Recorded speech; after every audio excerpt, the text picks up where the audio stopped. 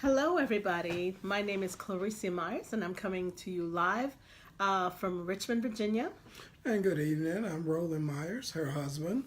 Glad to be with you all. Yes, every day, Monday through Friday, Roland and I come and share just a little something that can pick you up, something that you can use in your personal life, something that can help you in your business, just a nugget that can, make an impact in your life. And like I said, we're coming to you live. Spiritual entrepreneurs. Yeah, thank you. We're speaking to spiritual entrepreneurs, people who know that they have a purpose. They're here on this planet to do a specific work, and they're not content in just settling for just anything. And so today we're going to share just a little bit with you. We've been listening to Les Brown. Many of you might know him. A very good inspirational speaker, motivational speaker, I should say, too.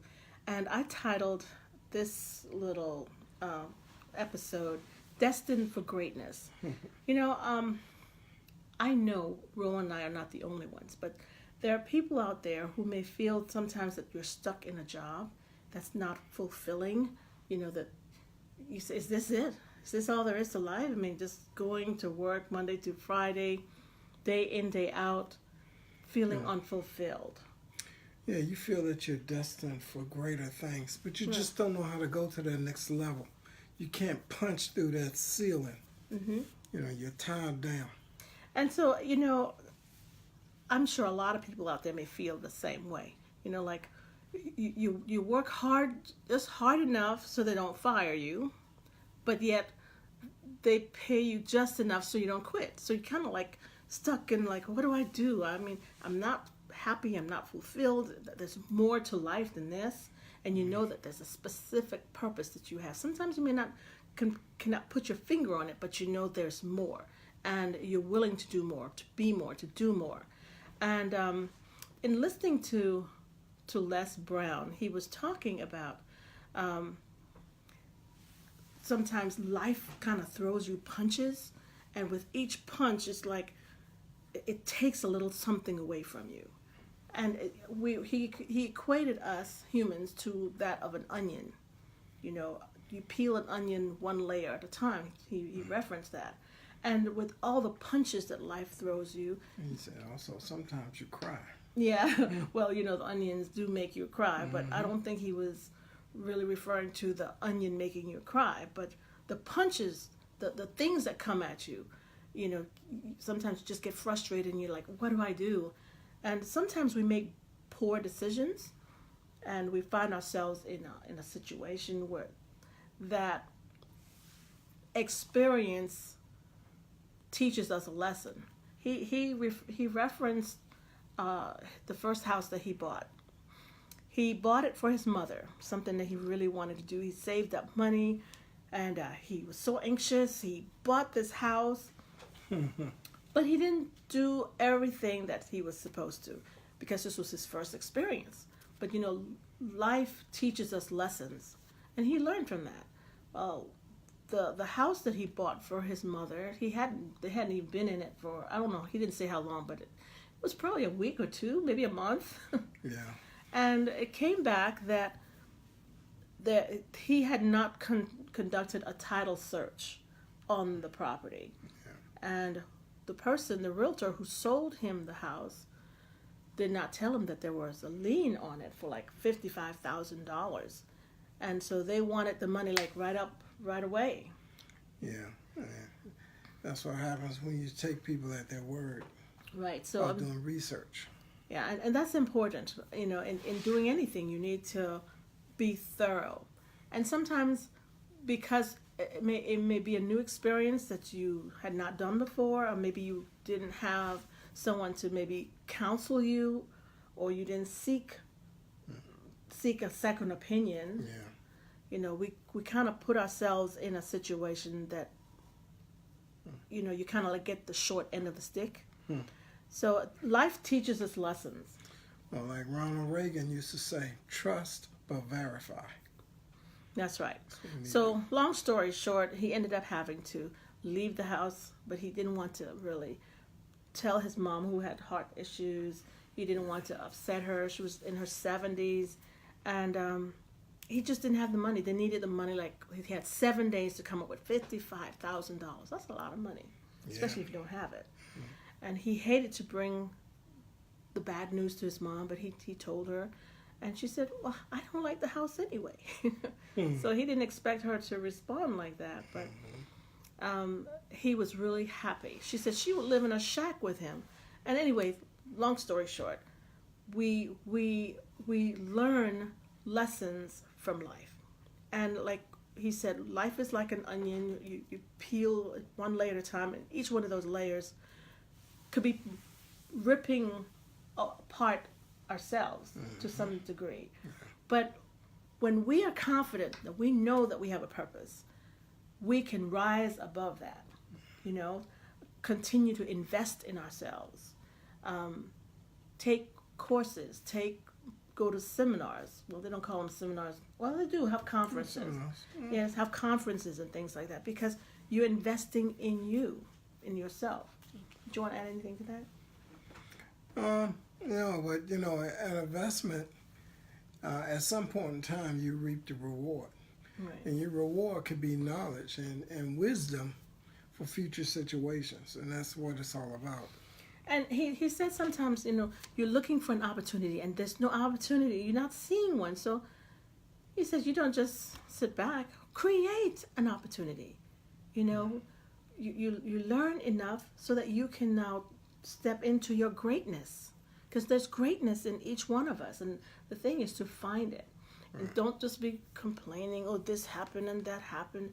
You find solutions. Find ways to create an opportunity or find solutions to whatever problems that you're facing. He also said, too, it's better to prepare for an opportunity than when an opportunity presents itself and you're not prepared. That's right. So that's very wise and very smart thinking. Yeah. So even if you have a full-time job that maybe takes a lot of your time, find some time that you can devote to developing you. All right, somebody else. Hi, Damien. Hi, Laverne. Glad that you can join Roland and me this afternoon. I think I said it right, Damien. Second, hello, Robert. Yes.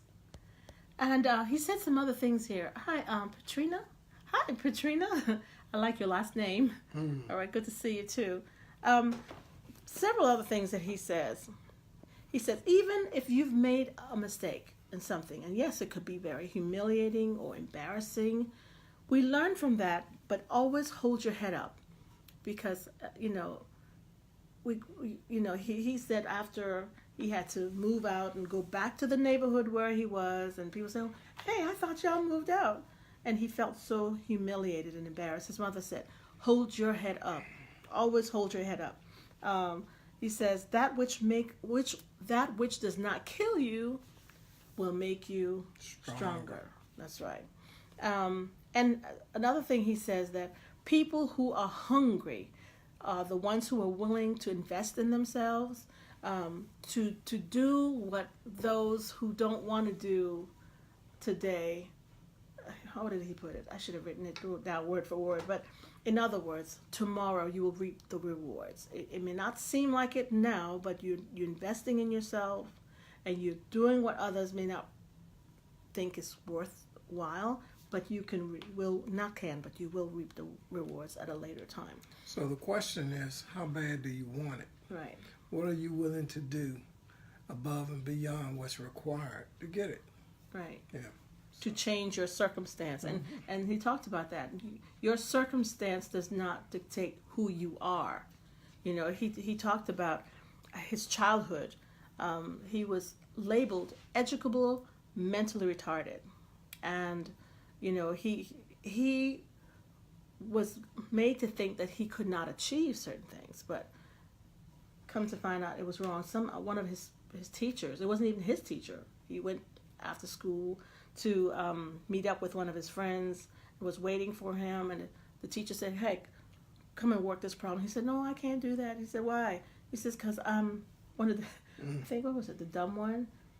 He was a twin, by the way. His twin brother was the smart one. So he was called ST for the smart twin, and he was the DT, the dumb twin, or something like that, which was very, humiliating. He says, surround yourself with QPT. I said, QPT, what's that? What is it? OQT, which is only quality people.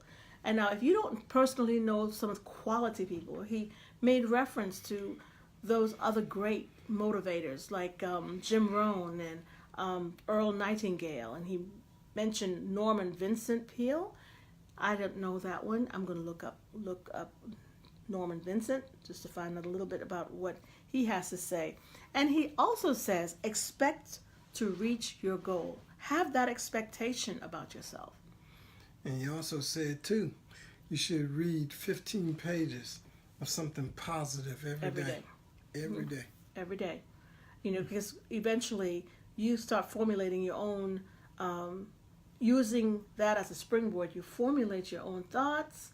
And then, of course, instead of always having to maybe use other people's experiences, then you start reflecting on your own personal life. Right. And you can see where you've made mistakes that you learned from. And making a mistake, nothing is wrong with making a mistake. The thing is to make it early enough, but then don't stay there. You learn from it, and you use your experience to impact in a positive way other people's lives. Yeah. Oh, all right. I think somebody else has come on here. Yeah, hi, Doria. Glad that you can join Roland and me today.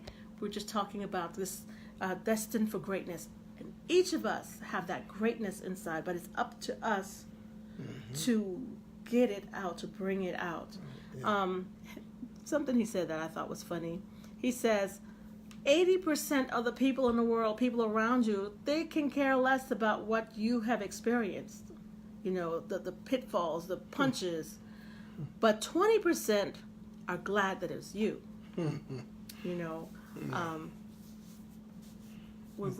Yeah, yes.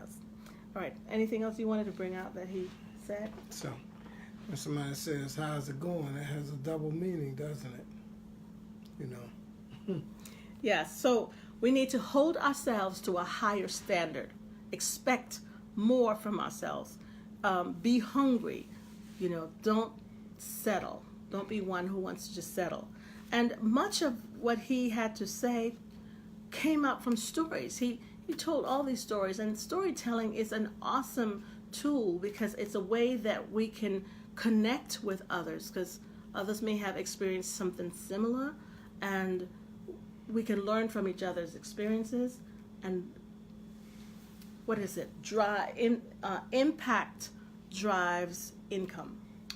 And one thing about him and all these motivational speakers, I feel their experience. I feel that they know what they're talking about because they've been through something.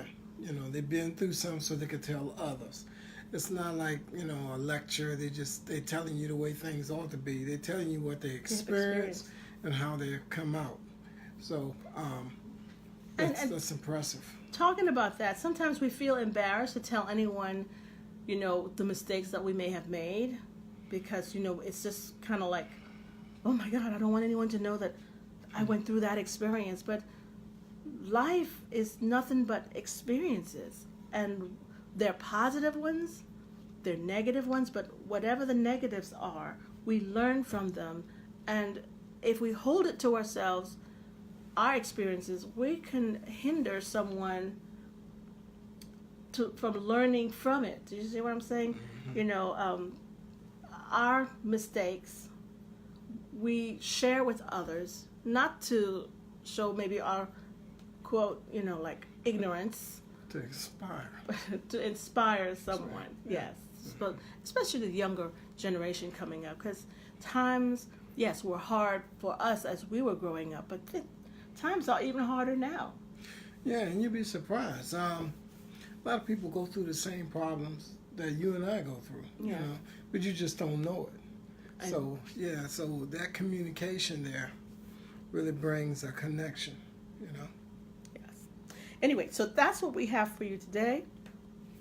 greatness, being destined for greatness. You have greatness. We have greatness. And rather than just sitting back and as we ponder and think about things and hold it to ourselves, no, we don't want to do that. We share with others things that we are learning, and hopefully it will inspire you to discover the greatness that you have within yourself. And so in the description, I do have a link to storytelling, which is a powerful tool that can help anyone and help us to connect and build rapport. Yes. Oh, yeah, Barry. Hi, Barry. Glad that you can join us today. We can say hello or wave to you. And thank you, Doria, for dropping in and stopping in with us. So tomorrow is Tuesday. Roland and I will be back with another nugget or two. And if you are catching the replay, be sure to say hello and where you're coming from. And am I forgetting anything? I don't think so. Okay, all right. So enjoy your afternoon, and we will see you tomorrow. Have a great day. Bye-bye. Bye.